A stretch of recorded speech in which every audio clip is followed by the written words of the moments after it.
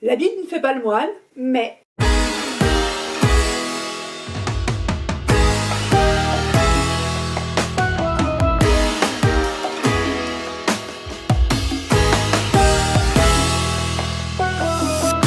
L'habit ne fait pas le moine, mais je vous le dirai plus tard, ce qui se cache derrière le mais. L'habit ne fait pas le moine. On a tous entendu cette phrase qui veut dire que peu importe la façon dont on est habillé, c'est pas cela qui va définir la personne que l'on est.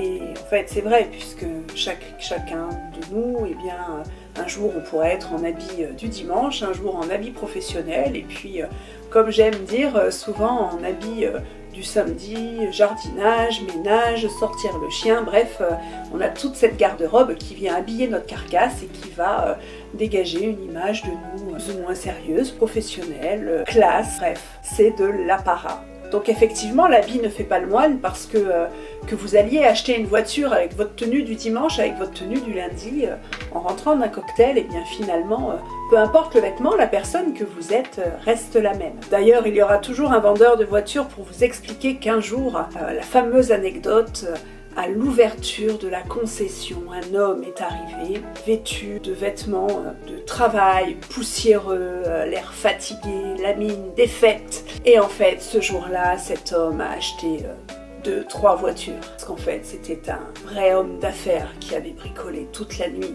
Donc, ne jamais se fier aux apparences. Récemment, je suis allée dans une concession et on était loin de l'anecdote.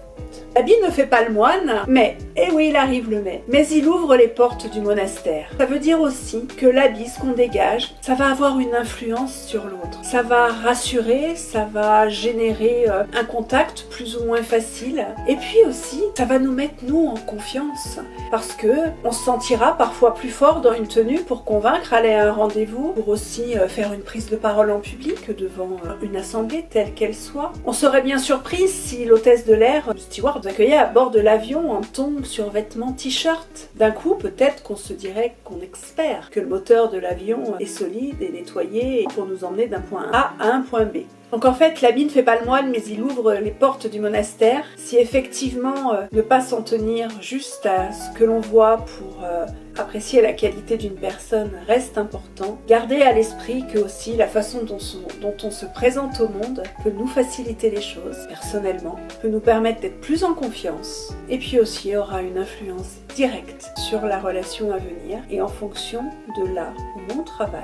Eh bien, même si l'habit ne fait pas le moine, il est nécessaire pour développer la croyance chez nos interlocuteurs. Alors, d'après vous, l'habit ne fait pas le moine? Racontez-nous une expérience où peut-être vous aussi, vous étiez complètement décalé et vous avez été victime d'un préjugé. Ou aussi, en quoi, pour vous, l'habit ne fait pas le moine, mais il ouvre les portes du monastère.